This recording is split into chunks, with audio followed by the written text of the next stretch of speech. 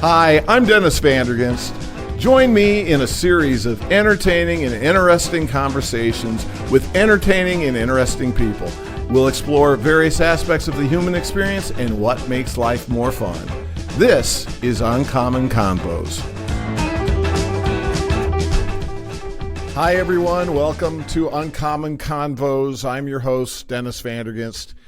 Here, as always, with the charming Dana Watkins. And speaking of charming, we'd like to welcome our guest today, Katie Wilson. Katie Castillo-Wilson is the founder and CEO of TapOnIt, which is an Iowa-based technology company, most commonly known for TapOnIt deals. Prior to launching TapOnIt, she was a digital advertising director for a local media company where she helped thousands of businesses with their digital marketing strategies, including me. And in 2014, she left her career to launch TapOnIt with the goal of helping brands connect with consumers in the most direct way possible, a text message. Katie has raised over $5 million since inception, and now TapOnIt's technology is used all over the country to connect brands with consumers. On a personal level, Katie enjoys spending time with her two amazing teenagers, Taze and Lydia, and her dog, Ollie, which I understand is the chief marketing officer for, Get it? Yeah, I saw that on your website. I love that. Love it. I'm happy to say I've known Katie for many years, and I believe that we first met when she was an account rep for our law firm, selling us digital advertising.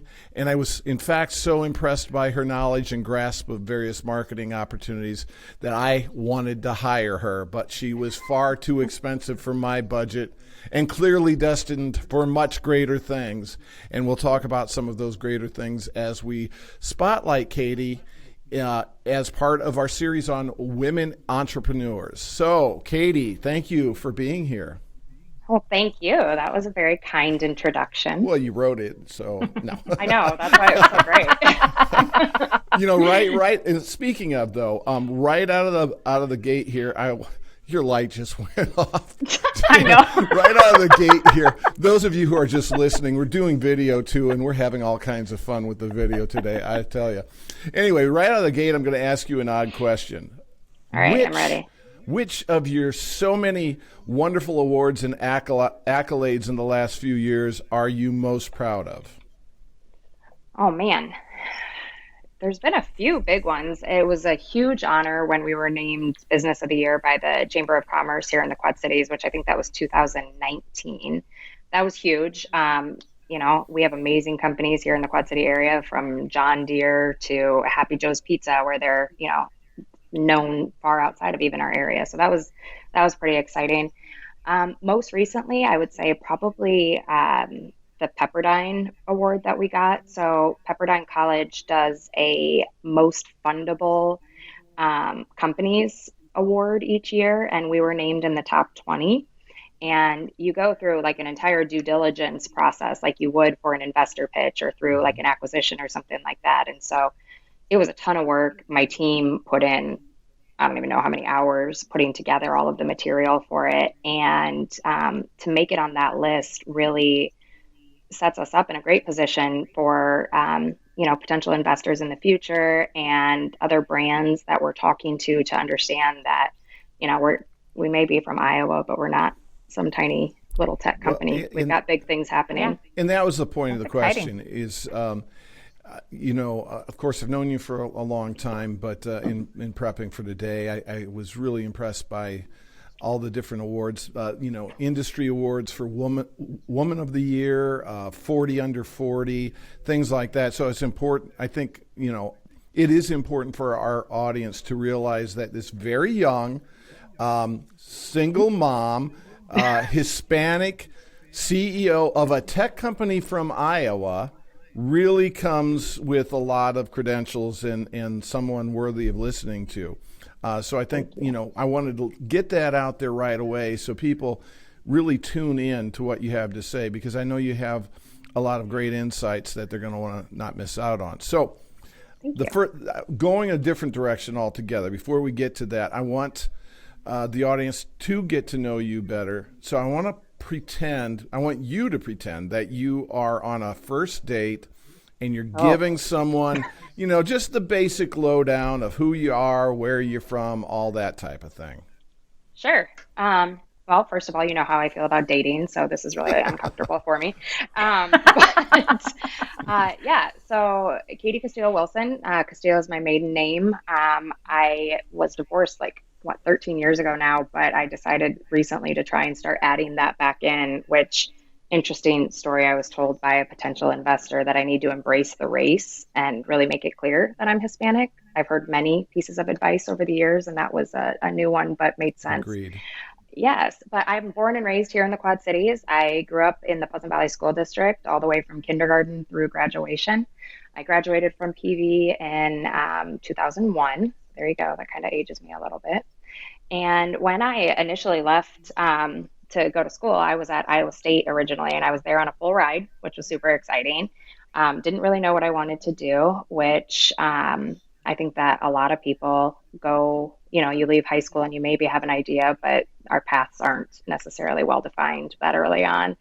But mine definitely hadn't been. And so I ended up pregnant. I was blessed with my adorable son, Taze. That's quite a major. I think a lot of people major in that, but yeah, it was not the major that I had expected to accomplish that early on. But yeah, I ended up coming back to the Quad Cities, and I got married and had my first child at 19. But I ended up continuing on getting a degree in business management and accounting, which is also very different from what I'm doing now.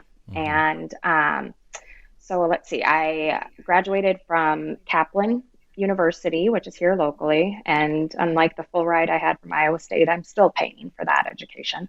So, but I started out doing business management accounting. I was doing medical billing and coding, which I got to wear scrubs, which was awesome because it's like wearing your pajamas to work every day. But other than that, I was in a cubicle, right? And I don't know if you can tell from my personality, I like people. And so it wasn't a great fit. So in the meantime, I had my daughter, Lydia. She's 16 now, so I'm dealing with two teenagers at home, which is awesome. But I ended up leaving the accounting side of things and exploring sales. And, growing up, my first job was Dairy Queen at 14, and I waited tables all the way through school. And so I've always done some kind of sales. But it was back in, I think, 2007 that I got hired on at the Quad City Times. And I was part of the enterprises, and I started out as just a very entry-level digital sales rep.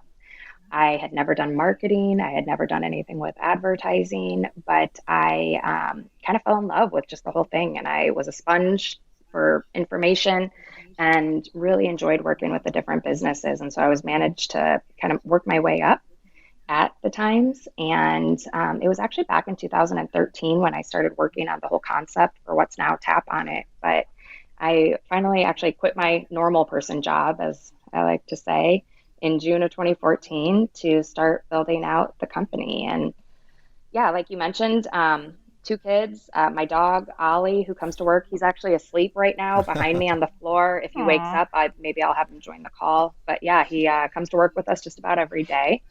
I am proud to be from the Quad Cities, and you mentioned all of the challenges that can, have kind of come with starting a company here. Yeah.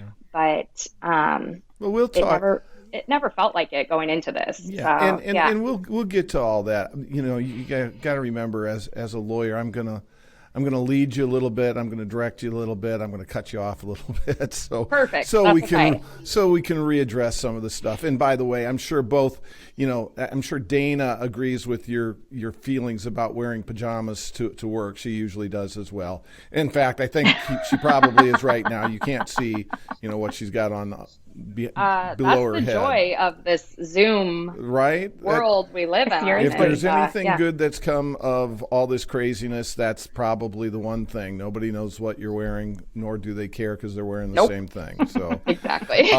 Anyway, I think it's very particularly impressive as a single mom to have done all that you've done, and we're going to get to talk a little bit about how you've managed to juggle it all. But I want to discuss a little bit more about the evolution of where you were and how you've gotten to where you are now. So speaking of you talked about being a major in business management and accounting. So Yeah. no tech, right? No. No marketing. No. Yet the company you founded and run is a tech company that does marketing. So tell Yes. us, first of all, tell us about TapOnIt, exactly what it is, what it does, how it works for those people who are not familiar.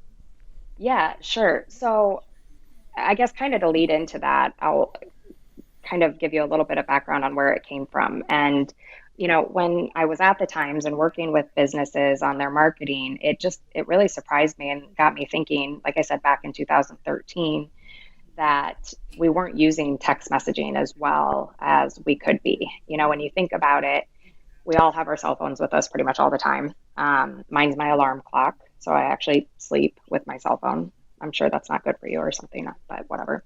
Text messages, 99% are open, 90% within 3 minutes of being received. But when you look at the text messages that you get from brands, you think about Express or American Eagle or Bed Bath & Beyond or grocery stores, for the most part, they're still just those black and white bubbles, right? And Yeah. so which doesn't make sense. People are visual. Our brain processes images 60,000 times faster than it does words. You're just making So, this up, aren't you?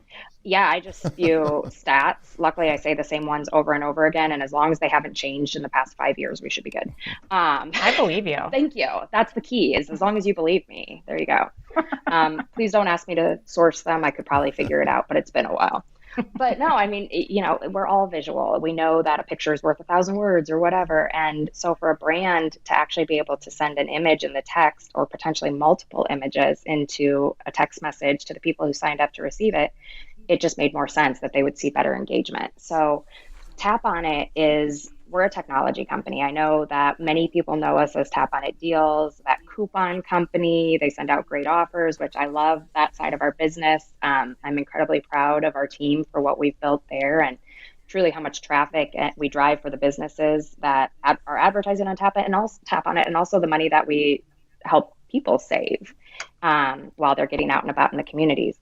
But more than anything, it's the technology that we built that powers TapOnIt. And one of the things that makes us unique is that we've built the ability to include up to 9 images within a single MMS message. So an SMS is just the black and white text. MMS, you have images and a link. And in a lot of cases, you may see a brand sending one image or maybe an animated GIF, right? Those are the funny ones. But for us, we give brands the ability to put multiple pieces of content into that one text thread. And then from there, you click on the link and it opens up into these microsites that we've built that helps to truly drive conversion. And Can I interrupt? yeah, I'm sorry. please, yeah, sorry. I can ramble all no, day. no, that's okay. It just prompted some questions I had because I'm familiar, obviously, with TapOnIt and TapOnIt Deals. The link or the way it works though, it's not really an app though, correct? No, it's not an app. How do you define or the platform? What exactly is it? So we're text and browser based, and being an app, and it's funny, like if you go back to my original pitch deck and raising money in the very first year, pretty much everyone I talked to was like, well, when are you going to have an app? Are you going to have an app? So it's an app, and it's like, no, while apps are great, people don't necessarily want more apps. When you look at the apps that are on your phone, chances are that you use the same ones over and over and over again. And then those other ones you may use here and there. And I saw a statistic the other day, and this might not be completely accurate, but it was something along the lines of like 25% of apps downloaded are only used once. And so yeah, well, and there's features now, especially on the iPhone, where if you don't use an app within 90 days, it'll actually remove itself from your home screen.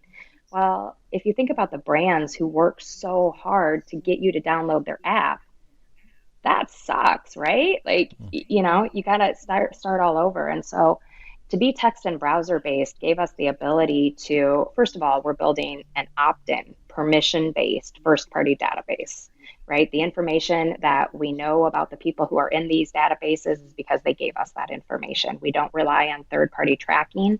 which is one of the main benefits from an app. But more so, there's no download needed. So it doesn't feel like it's as big of a commitment. And if somebody doesn't want to get the messages, all they have to do is reply stop. So we make it very simple for people to opt in, but also to opt out. And so, for the brands that use our tech, it's all about the content and making sure that you're not obnoxious. I always joke, like, you can't text somebody more than their mom does.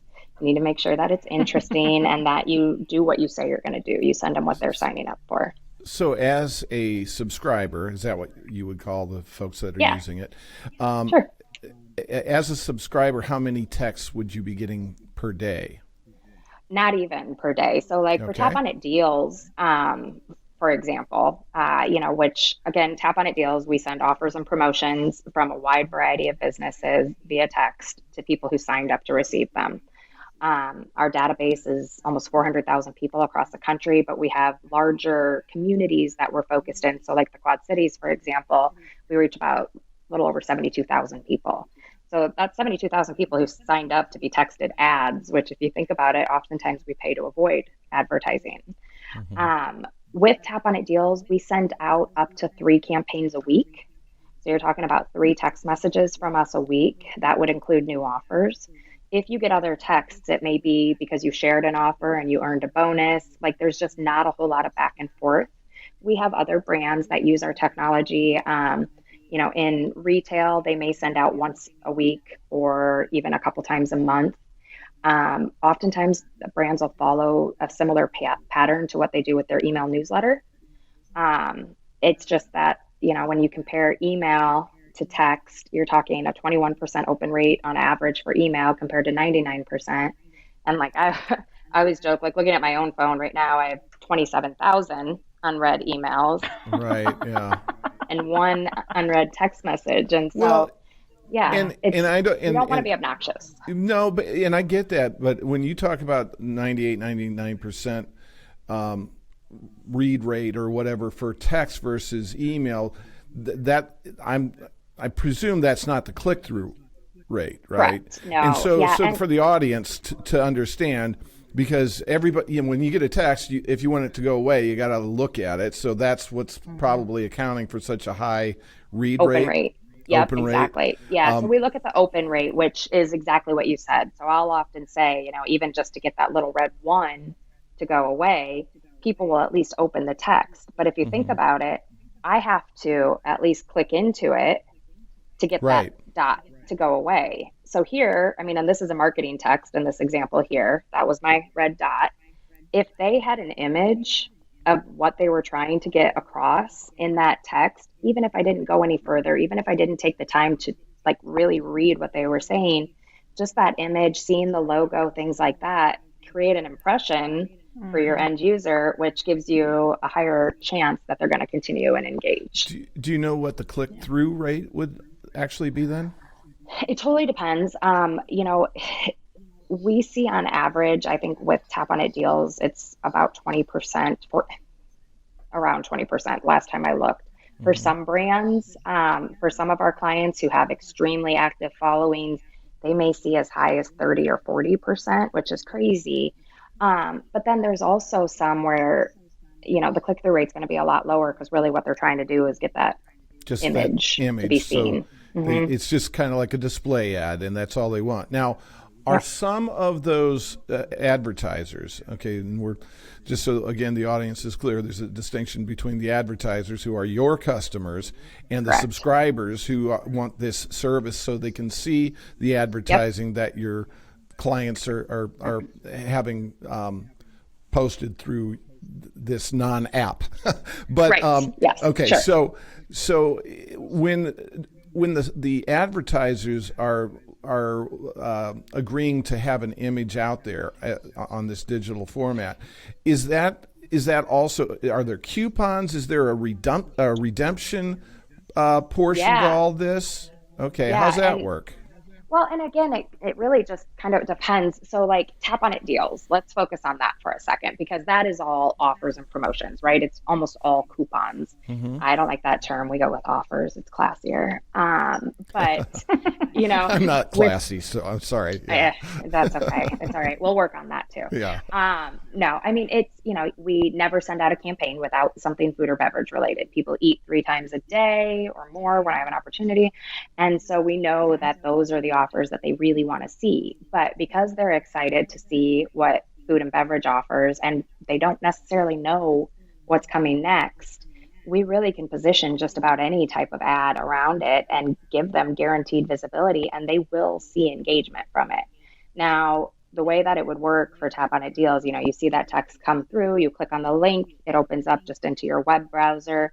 From there, you can click into one of the offers. You'll see a main offer. So right now, Jersey Mike's, for example, in the Quad Cities. So it's March right now, where I think they've got an offer for a buy one, get one free sandwich at Jersey Mike's, which is a heck of a deal and delicious. And you can share to earn either like a free drink or a bag of chips or something like that. And so, when it comes to redemption, all you have to do is you go into Jersey Mike's, and while you're placing your order, you let them know that you have a Tap on It offer. And when you get to the cash register, they tell you to hit redeem. There's a couple of steps that go along with that allow for us to track the redemption and also for them to track the redemption as well. But then they're going to apply that discount there. And so we've seen redemption rates for businesses as high as we had a Papa Murphy's Pizza in Oklahoma City that advertised, I think, last summer, and they had about an 18% redemption rate, which is just crazy. In the Quad Cities, at Jersey Mike's, I think they tend to see like around a 4 or 5%, which when you consider out of 72,000 people, that's a lot of people through your doors in a few weeks. Now, and you said 72,000, that's the Quad Cities area. You said, I think 400,000 or so subscribers nationwide. And then how many advertisers or clients do you have? Again, I hate saying it depends, but it ranges from, anywhere. Like in the Quad Cities, there's usually 30 that are active at a time. Some of our newer markets, they may not have quite as many. Last year, I think we featured like 700 different businesses. And we work with anybody from restaurants to retail to entertainment. And then on like the SaaS, the white label side of the business, we even have a couple of large companies that are using us for employee communication because text is more direct than email. I see. So, and I know I've been spending a lot of time and focus talking about the one aspect of Tap on It, the Tap on It deals versus anything and everything else you do. I want to give you a chance to talk more about that. But with respect to that, how many markets are you in right now, and where do you see things going? Yeah, so when we first started the company, we started out here in the Quad Cities back. It was actually April 6th, 2015 that we launched in the Quad City market for Tap on It deals. So our 6th birthday is our golden birthday coming up next month. Very Happy exciting. birthday. Thank you. You can send me presents. But, it's from there, we started out kind of slowly adding new markets. So we're in Des Moines, we're in Cedar Rapids and Iowa City. And then we started partnering. We have resellers of our product. So they are partners who are have basically purchased like a license to be able to sell Tap on It deals in their market. I believe we're in about 40 markets now. And like I said, we have some markets where we have huge databases like the Quad Cities, and then other markets where we're still relatively new. We just got started in Lincoln, Nebraska a couple months ago, and their database has, a few thousand people in it. Mm-hmm. Our databases grow every single day. We grow because of marketing that we do, sweepstakes that we do, but one of the most effective ways that we actually grow the databases is from people sharing offers with other people. And so we have an organic growth model that is extremely effective. When it comes to like where we continue to see that and how we'll continue to grow that, we're really working on just a national database. We definitely want to continue to feature, your local businesses. We are super passionate about getting people out and about in the communities, shopping local, spending their money local. That's what helps our communities to be unique and our economies to thrive. So we really push heavy on that. But we also know that there's a lot of brands that have, locations across the entire country where if we can reach consumers across the entire country, we can help them in all of those areas. So That's where, like, of the almost 400,000 people in our database, about three-fourths of them fall into our active markets. And then the other 100,000 or so are actually spread across the entire country in zip codes that we are not yet included in an active community. If that makes sense. Sure. Yeah. Okay, so in whatever it was, 2014, 2015, single mom, had a work history with digital ad sales and digital ad strategy, and you had a dream, right? So where did that dream come from? What was that dream? And how did you go about developing it? So like I said, it kind of just came out of, it just makes sense. Like a lot of ideas, you think about it and you're like, well, duh, that's not exactly rocket science. We put pictures into text messages for brands. It was back in 2013 where I did start kind of working on this whole idea. And it was like, well, that just makes more sense. And as we looked around for potential vendors that we could use to do this, because at that time, at the Times, I was like, well, could we do this for other brands? And it just really didn't exist in the way that we wanted it to. I had no idea how to start a company. I had never raised money before.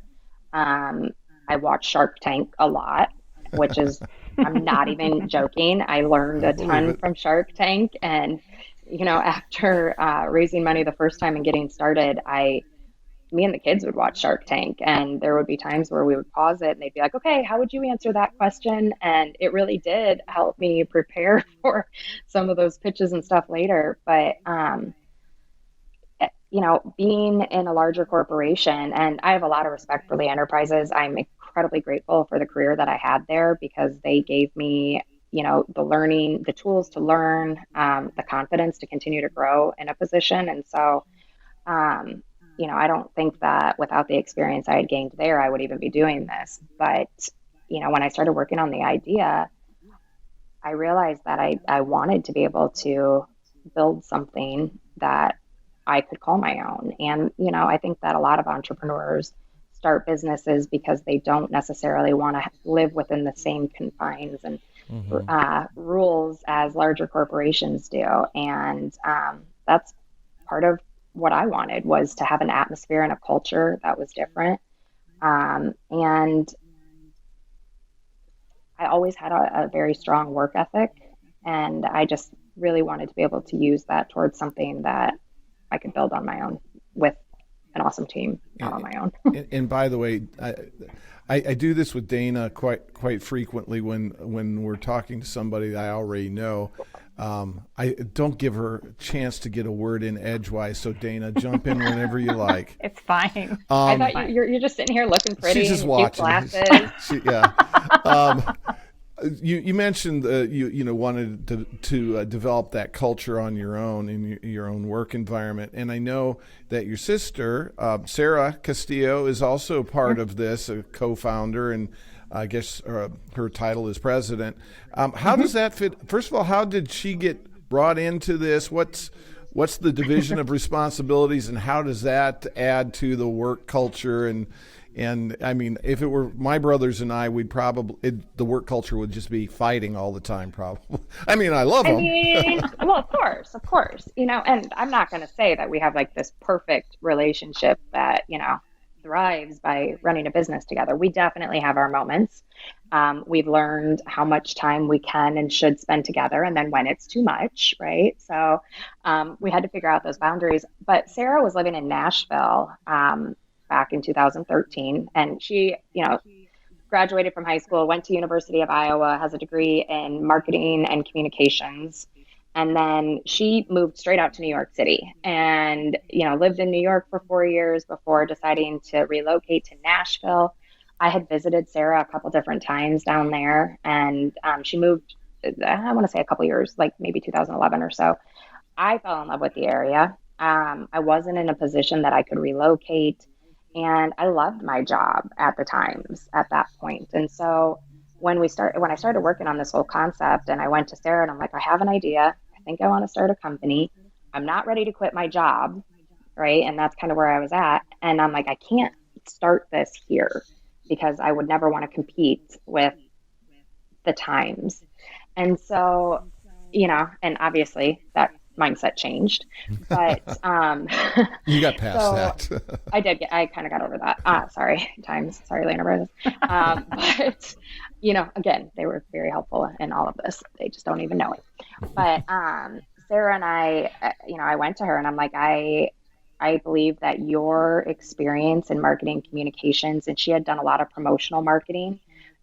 Sarah has a really great energy that she just is good at getting people to be excited about a product, whether it was Red Bull back in the day or now with TapOnIt. And so I'm like, with you, I think that you can help us figure out the consumer side of this. What do people want? How do we get them to opt in? What kind of user experience are we looking for? And then how do we train and continue to onboard and spread that energy even further? And so initially, I asked her, I'm like, hey, you want to start a company? And she's like, sure. Uh, Why but not? we were going to start, yeah, exactly. I'm not doing much. We were going to start in Nashville at that point. And initially, we had talked to a couple people about possibly investing. Again, I really didn't know what I was doing then. But then we got busy with life. And it really wasn't until January of 14 that we started getting a little more serious and that I decided I was ready for a change. And it was June of 2014 that I left my job. And at that point, we were able to start talking about building out the plan. I met our first investor, Jim Thompson, who's a local Quad citizen. That he was the first investor in the company in October. And we really just, there was this wasn't going to be a side hustle. It wasn't a part-time gig. We decided at that point that we were going to put everything into it, and we started building and growing from there. So you mentioned Jim Thompson, and you as your first investor. I having been a businessman myself, I know what it's like getting started. How did you get the interest of someone to invest to begin with, and how is it that propelled you? Talk a little bit maybe about your first year in business, because not just tech companies, but certainly tech companies in any business really have a huge fail rate the first year or two. And Yeah. you're now year 5 or so, is that right? It's almost 6. Almost 6 Yeah. years. Yeah. So obviously you had to deal with some hurdles that first year or two. Talk to us a little bit about that. Yeah. So starting with the first part of your question there, how did I even get the interest of Jim in this case to, invest? And a very roundabout way. So, for local people here, you may know Steve Grubbs, who is another local entrepreneur, and he had started a company called Chalk Bites, and him and I had talked, and he was looking to see if he could bring me onto the team. And he was very interested in that, and I thought it was cool. And he asked me to meet with his partner at that point, which is Jim Thompson. And so I met Jim for the very first time back in October of 14 at a coffee shop in downtown Davenport. And it was just a couple of days after I had met with Steve. And, he asked me some questions about myself and asked me if I was interested. And I politely declined and said, well, I think it's really cool what they're doing. It's just not necessarily my passion. And I have a couple ideas. And he's like, well, what is it that you want to do? And I had no intention of pitching him at that point. But I started talking to him about what is now TapOnIt. And for some of you, you probably know that the company was originally called JumpOnIt. So it was JumpOnIt back then when I talked to him. And I learned a very expensive lesson in trademarking in my first year of business. So there's another challenge for you that I overcame. I learned the hard way and the expensive way, but it only takes once. So TapOnIt's a better name anyway. So. It makes more sense, right? Yeah. Mm-hmm. Yes, exactly. So I started talking to Jim about the whole idea around JumpOnIt, and it was literally like, okay, let's do that. And I'm like, oh, all right. So cool. What's Jim's number? I have some ideas. Yeah, exactly, right? And, again, I had no clue what I was doing. I had a PowerPoint, right, that I had put together, and I had ideas on the business model and how we were going to generate revenue. And I had put together projections, but it wasn't a complete like pro forma. Jim helped me learn a lot of that stuff. And the other way that I learned was Googling and reading and looking at pitch decks from, other startups and just really figuring stuff out as I went along. And so, yeah, Jim was our first investor, and he provided introductions to a couple of other people over the next year that ended up investing as well. So I believe in like the first year and a half, we raised about 1.5 million or so, which is a great starting point, but not enough when you want to build a tech company. And so I started working on raising additional funds initially in 2017. And I wish I had kept track of how many pitches I did, especially in the Midwest. I went to people in Chicago, all over Iowa, all over Illinois, um, and mainly through introductions. And I was told no in every which way you could possibly imagine, which is super disheartening and hard. And, when you have an idea, this is your baby, right? And so they would tell you your baby's ugly, and then they'd kick your dog on the way out the door. So it was rough. If you were to ask some of the people who've known me a long time, I don't do well with no. So yeah, Can't imagine that. I know, right? But I started thinking a little bit bigger and thinking outside the box. And in December of 2017, my sister and I went out to New York. I had scheduled meetings with a couple of different people. One of them was Gatehouse Media, who at that time was owned by New Media Ventures. They are now Gannett, the whole group of them. So they're the largest newspaper company in the United States. And I was able to pitch them, one, initially on becoming a partner with TapOnIt deals. Like, let's work together to spread TapOnIt deals across the country. But what was really amazing is, first of all, when I showed up there, I thought I was just me meeting with a couple of people from Gatehouse. But I walk into this boardroom where I think there were 8 or 9 people around the table and me. And I felt like this big, right? About an inch. And then another group of people that were called in. At that point, it was just, they were called in, and, it wasn't Zoom.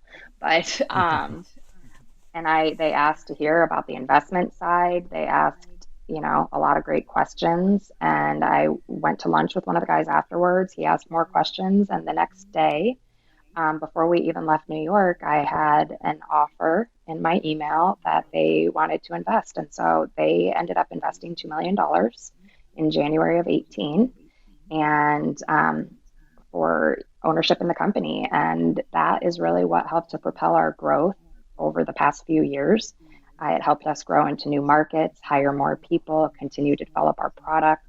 And and they've been a great partner. They're incredibly supportive, and they've provided a lot of introductions to other people. Well, that's great. So, And then I assume that in addition to the investment money that has been generated, you've also generated revenue from sales, right? yeah. Now you had to have some kind of startup money to do some marketing in order to, even get salespeople on board and obviously your customers.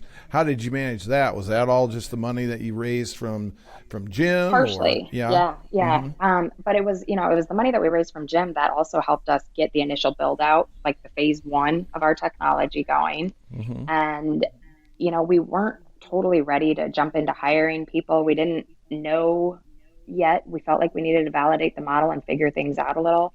And so, our first employee, Rachel Bowling, who is still a team member here, we started out at my kitchen table.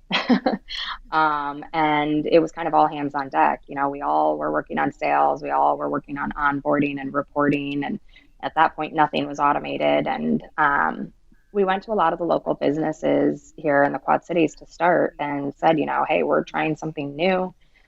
We'll give you a free month or a couple months if you do a great offer. And that kind of like seeded the calendar to get things started. Mm-hmm. And if you were to look at my original projections or pro forma for the business, my goal had kind of been to get to a point where we had 10,000 people in the database, if we had 10,000 people in the database, the numbers all worked, a market would be profitable, and we could go on to the next one.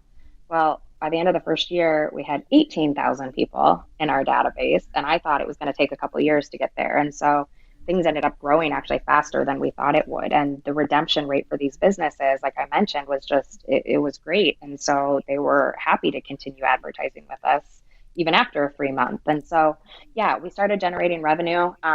We continued to double our revenue year over year until 2020. Right. We'll talk about that.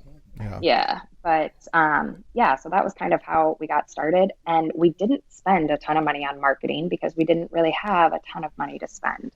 So It's always a good reason. yeah, it's tough to spend money you don't have. I mean, I figured it out before, but my kids were flyering cars. We, had booths at the River Bandits games. We did partnerships with as many people as we could. I remember having a booth at the Mississippi Valley Fair where if you signed up, you would get a koozie. We had cheerleaders from Pleasant Valley helping to work the booths. I mean, we really were, doing some grassroots marketing Sure. to get out and about, and which was exhausting. If I never work another promo booth again, it will be too soon. But it worked. Yeah. And sure. so, and I think that there's a lot of companies that do that. You Well, scratch your way to the top, right? where did you get your tech? I mean, where do you have developers that work for you? Is this something that you contract with someone, or how did that all come about? Yes, all of the above. Okay. So initially when we started, we had partnered with a company that already had like some of the pieces of what we wanted to build. And so we contracted with them to do the additional dev work in order to create what we wanted in a platform. And that was fine for a while, but to be honest, like within the first few months, we realized that speed wise, they weren't necessarily going to be able to keep up with us and what we wanted for development. And also that the rates that we were paying, we would save a whole lot of money if we cut out a middleman, right? So we ended up hiring some people and contracting with a team to build our own proprietary platform. Got it. And so we've been working on that and continuing to build upon that over the past 5 years. We have developers in-house here in the Quad Cities, and then we also have a team in Greece that we contract with. And so we literally, Which you have to visit them every so often, I assume, right? You have yeah, COVID really screwed that up.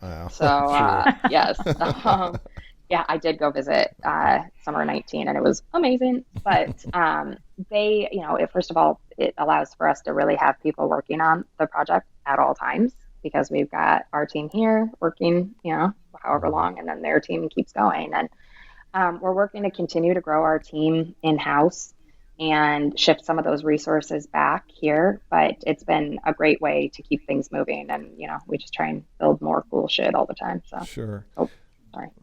Hey, this isn't television. You can say what you want. Damn it. Fantastic. Yeah. Okay, thanks. So you touched on 2020, and obviously the pandemic has adversely impacted the economy across the board. But I'd argue in particular, bars, restaurants, folks like that, other retailers, many of whom I'm sure are your target customers. And I know we've talked about how that has impacted you. I mean, obviously, if they don't have money, if they're closed down, they can't spend it on advertising or marketing efforts. So how's that impacted you, and what have you done to deal with it? Yeah, 2020 was a mess, and it's not over, right? Right, I mean, exactly. as we all know, like people have not returned to just living their lives as they did pre-COVID, and it'll be a long time, I think, before we really see that.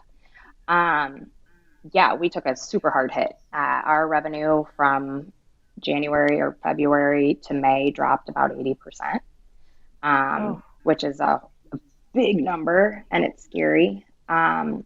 Luckily I had raised some money. We could make things through. We were incredibly thankful for the PPP money that we Right. got. It really helped. But, it also kind of forced us to think about things a bit differently. And so, first of all, TapOnIt Deals is really, they're a client of our technology, right?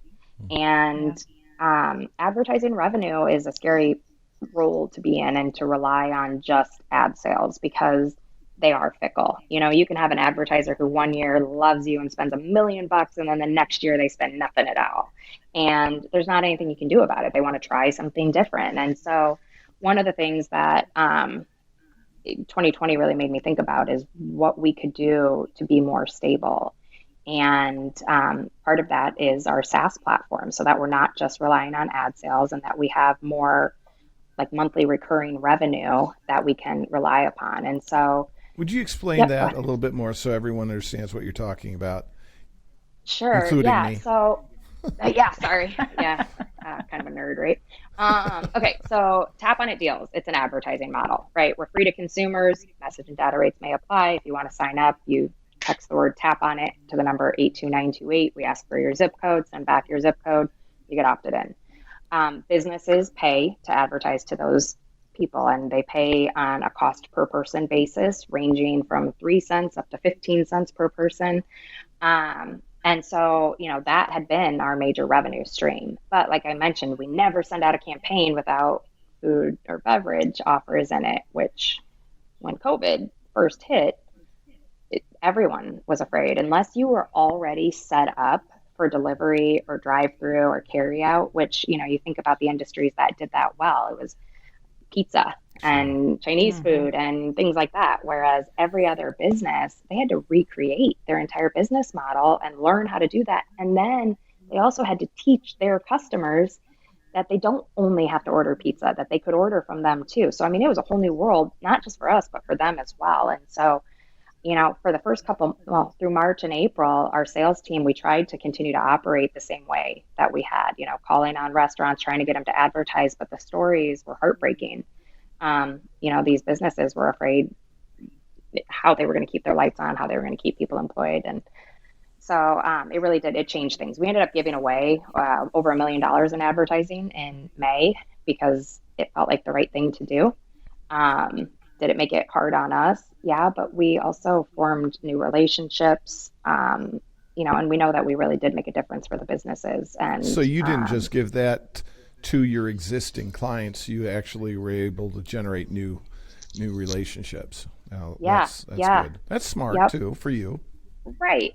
And it has, there are many things that have come back to us since then. I'm a big believer in, let's put good energy out in the world because it usually does come back. Yeah, karma, it's powerful. So, we built new relationships and it's opened new doors. But that revenue where somebody says they're going to advertise maybe once a month or quarterly, you really have to resell it every year, right? Mm-hmm. And on the next year, they may decide that they're going to put those advertising dollars, their budget, because there's only so many dollars to go around, into a different advertising medium. And so that's where that, risky revenue kind of lays. Whereas when you have monthly recurring revenue, something that's contracted that you can count on, that the clients are going to continue to want and need, even if there are changes in the economy, it just makes your business model a little bit safer. And so our solution for that is our white label or our SaaS, which is software as a service platform. And so that's where we help brands use our technology to build their own database, to engage with them, to push marketing messages, communication, whatever that message is that they want to get out to their database, and then to track and analyze. And really then goal is to, convert and drive a return. So are you basically leasing your technology to allow them to do their own text messaging campaigns, for instance? Okay. Yeah. All yeah. right. That's really, easy enough. You think about it like MailChimp or SurveyMonkey, right? Those are all software as a service where you can use it to accomplish whatever goals you want. And we're here with best practices and ideas and an awesome strategy team that will make sure that these brands are able to do what they wanted to do. But that's exactly right. Well, obviously you've come a long way in a relatively short period of time. And I know that there are a lot of people who would love to take whatever their idea is for a business and and bring it to the market and take it to the next level. So I want to pick your brain about some of the things that you would encourage people to think about. So, for instance, do you have any industry heroes or mentors that you would like to emulate, and how important is it to someone just getting started to kind of hitch their wagon to a star that's already out there? Yeah, I love Sarah Blakely, the founder of Spanx. A couple podcasts that I listen to that I learn a lot from, How I Built This and Masters of Scale. And there are episodes with her in both of them and her story and how she started the idea for Spanx and everything she did to actually get women into that product is just it's inspirational. She did it herself. She hasn't raised money. She is a self-funded, which is absolutely insane. She's also hilarious, so follow her on Instagram too. Her journeys are always entertaining, but I love listening to her speak. I read a lot of books. I listen to a lot of books, actually. I should say I don't have time to sit down and read them. So Audible is What books would you recommend? Well, right now I'm listening to the most recent book from Reed Hastings, the founder of Netflix. It's No Rules, Rules, and it talks a lot about culture and creating a culture of innovation and freedom with responsibility, and I'm really enjoying that. Masters of Scale, Reid Hoffman. He is the founder. He was one of the original founders of LinkedIn. He has a book called Blitzscaling. If you are someone who has an idea, especially in the tech space, that you really could see from going to not just a startup, but grow up and scaling from there, scale up. That Blitzscaling book can really help to give ideas on, setting a path forward. I'm trying to think what else. Yeah, I could send you a whole list. Of course, I can't think of them right now. Well, that's okay. Now, obviously, we talked about the kids and being a single mom who's getting a business going and maintaining that business. Talk a little bit about family and how it is that you make time for the kids and carve out that obviously important part of your life to make sure that all is well on the family front. Yeah. Well, first of all, it's certainly not perfect, and we have had to figure out a balance between this. I do, people talk about work-life balance, and I don't really think that's a real thing. It's more like a work-life integration, and that's okay as long as you accept it and know that you need to work with that. So my kids have been extremely involved and in the know about everything I've been doing really since the beginning. I'm incredibly blessed that my mom and my stepdad, Kevin, are within a block of where I live. Without them, I would not have been able to do any of this. When it came to me traveling, my mom will stay at the house with my kids. Well, she doesn't need to anymore because my son is 18, which is crazy. But, whenever I needed to travel, she was there. And, I know that, single mom, which I often feel like that title almost has a negative connotation. It's, your life is so much harder and, you're working two jobs to make ends meet. And I never felt like I was doing this on my own. I know that, yes, I am a single mom. Because I am not married, therefore I am single, but I am not alone. People talk about how it takes a village to raise a kid. And I have a whole village around me that have helped me, be a mom. And I think you are downplaying. I know it to be true what you're saying about having that support group around you. There are a lot of folks, single moms, single dads even, who don't have that, and they probably find it daunting to start or they would find it daunting and intimidating to start a business. So I think you shouldn't downplay your own accomplishments in doing that. Is there anything specific that you would recommend to a person in that position as far as taking it to the next level? It doesn't necessarily have to be family. That is your village or your network or your support system. Your friends, other entrepreneurs in the area, other people in business in general who have experience that they're willing to share. I think it's important to build a network in general, for, a sounding board and, just people who have your back. I hate to say cheerleaders because it sounds very feminine and it doesn't need to just be women, but your cheerleaders, the people who are helping to push you forward and stay positive and motivated. For me, one of the most important things that I think has really led to us continuing to grow is how I network. I think networking is incredibly important. We all meet lots of different people throughout our lives, and you just never know when somebody that you met in your past can really help, to propel your future. And so knowing how to follow up with an email or a text message or a connection on LinkedIn, where then years later you could be like, hey, remember when we talked? I was wondering if, because the number of times that people will say, let me know if you need anything, or hey, if I can help, let me know. And we never ask, right? Yeah. You never ask for the help. And most of the time they actually mean it.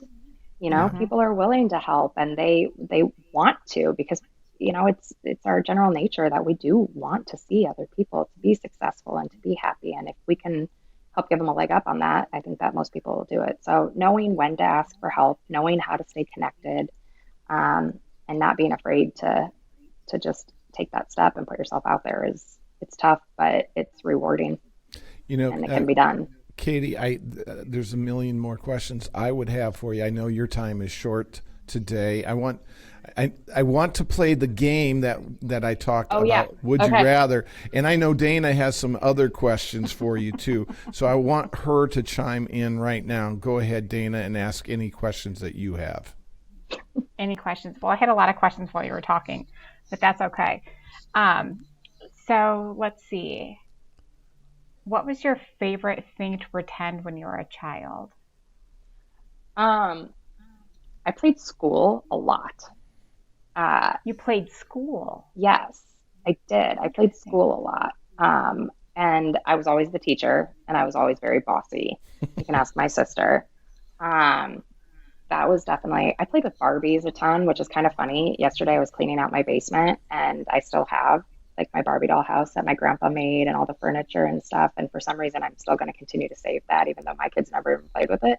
It's just taking up space. But it made me think back to, it was, you almost play house and then it's your career. And, but no, I've definitely always been extremely bossy and the leader in that space. So I feel like I know what this answer is going to be, but I'll ask it anyway.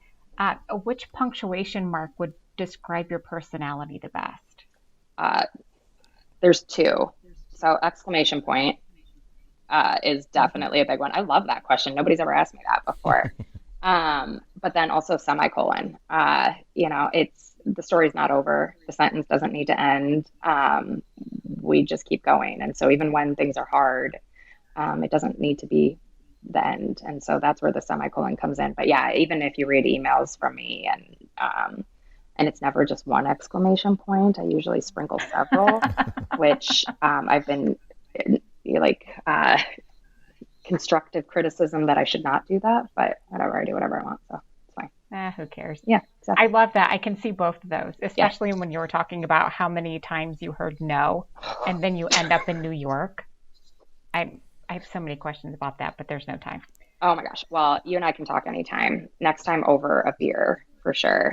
Or wine or whatever. Yes, or several. Yeah. But yeah, no, that was one of the most intimidating experiences. But then walking out and, I'm in New York, I was on Fifth Avenue and like leaving the meeting and walking away from the building, like it just felt right. Like I felt, like I called my sister and I was like, I nailed that.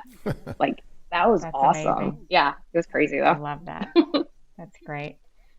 Okay, Dennis, you can start your game. Oh, well, I know you got some game. All right, but we're going to do, would you rather? You know this game, right? Okay. Oh, yeah, I do. All right. I'm nervous. These I made up because I wanted to. God. So, would you rather be forced to listen to that song Bop every waking moment, but see TapOnIt blossom into $1 billion business, or have just a living wage, but be able to call up any music you like just by thinking of it? Bop. I mean, it's a bop. Okay. Oh God, I thought that was the $1 billion. worst question ever. It's $1 billion. Okay, I guess for $1 billion bucks. $1 billion. Yeah, all right. know? All right. Would you rather have just one eyebrow or just one ear? Man, this makes me sound like super superficial, but I'm gonna have to go with one ear. You can cover it, right? Mm-hmm. Yeah, like look, you can't even see my ears other than my AirPods right now. Yeah. That makes the sense. eyebrow thing. Oh well, but I mean, you could go like microblade or whatever. I mean, I could draw them on. Tattoo. That's tough. I will say that I use the saying very frequently that God gave us 2 ears and 1 mouth, so we should listen twice as much as we talk. Which today I don't think I've done that, but so You're the I think guest. 2 ears. Yeah. Oh yeah. Thanks. Yeah. Okay. Yeah, That's fine. yeah. All right. Would you rather audibly burp whenever you speak or audibly fart whenever you laugh? Definitely. Whenever I laugh Yes. or whenever I speak. So like as soon as I open my mouth, I burp. Yes. All of those pitches you've done. I think I'm still going to have to go with burping. That's hilarious. I don't want either of those. Do you have more, Dana? Yeah, I do. Go ahead. I have a fun one. Okay. So would you rather have to wear wet socks for the rest of your life or only be allowed to brush your teeth once a year? Oh, no. Definitely wet socks. I brush my teeth like 3 times a day. Seriously. So, yeah, definitely the wet socks. Although I don't even like socks in general. So that sounds terrible. Yeah. Wet socks. Yeah, but the teeth. Ugh. What would you pick? I don't know. I really don't know. I have to be honest. Wet socks. I mean, then you could lose your foot. Well, and I know. And I was thinking like fungus. But yeah. The teeth. Once a year? I mean, it's gross, but I know. Can I use like mouthwash? I mean, I feel like we would really have to put We're changing the hypothetical here. You're building in too much. Yeah. All right. Do you have another one, Dana? Yeah. Okay. So this is just very mild. Would you rather talk like Master Yoda or breathe like Darth Vader? And then you have to do either of them. Breathing loudly, am I? There you go. Now I'm picturing you in New York doing pitches. Yeah, right. Either like Master Yoda or breathing. I'm gonna go with Yoda. TapOnIt. Because I feel like people would really have to like listen and pay attention, and so, and they all. I mean, Yoda is wise. That's right? true. So he is wise. All right, I'm gonna sound like Yoda. Very good. I think you should do some more. Do some more Yoda for us. No, because now I'm embarrassed. Speaking of embarrassing, what's the most embarrassing blunder you made while developing TapOnIt and getting to the point where you're at right now? Oh shit! The most embarrassing. She almost said shit again. Did you hear? The fact that I've been pretty well behaved, really. Usually it's the F word. My mom would be so mad at me if I said that right now. My most embarrassing blunder. I don't know. There's like, of course, I'm sure that there's tons and tons, but none of them really stand out horribly, which is good. You did it all perfect then. Mm-hmm. No. Impressive. I'm sure that there are millions, but I think that actually holds a good lesson, because in the moment when you do something embarrassing, it's like the end of the world, right? Mm-hmm. And you feel like your life is over and it's going to impact everything going forward. And I know that I have done stupid shit. Let's be real. Wrong word. I don't know, just making mistakes in general, but they do not define you. And right now I can't even think of what any of them are. Well, obviously whatever you've done, you've gotten past and you've attained this level of success. So I mean, I would guess great. the name thing was a big one that was not only, an expensive lesson, but I was embarrassed that I didn't know better and didn't do the right research myself to figure out if Jump On It was a name that, was free and open. I thought that I had. I thought that I had done all of the research. I thought I had asked the right questions. I thought I had all the right information, but let's be real, I didn't know what I was doing. Right. And so when it came time where we had to change the name, I was actually super embarrassed about having to do that. First of all, we loved our logo, we loved our name. People already knew it. They would sing the jump on it, like Mm-hmm. whenever you talked about it. And so to make that change, it was hard and sad. And we had to throw away a ton of, koozies and pens and everything else. Sure. But I remember talking to somebody like totally random, like I don't even know how much longer after we had actually pushed the name Tap on It out to the public. And somebody was like, well, I don't care if you call it crap on it as long as you keep sending me great offers. And I'm There like, you go. I think I lost too much sleep over that. That's right. Yeah. Yeah. Again, I don't want to take up too much more of your time, but Dana, do you have any closing questions or thoughts? No, I think it's great. I'm tired just hearing everything that you've done. I don't know how you have enough time in the day to That's do why everything. she was yawning. It was nothing I, else, nothing personal. I did not yawn. No, it's hard. Some days are harder than others. I went to bed at 9 o'clock last night. I'm not gonna lie. I did because my brain, especially on Mondays, I'm just like, okay, I think I'm done. Mm, Um, Yeah.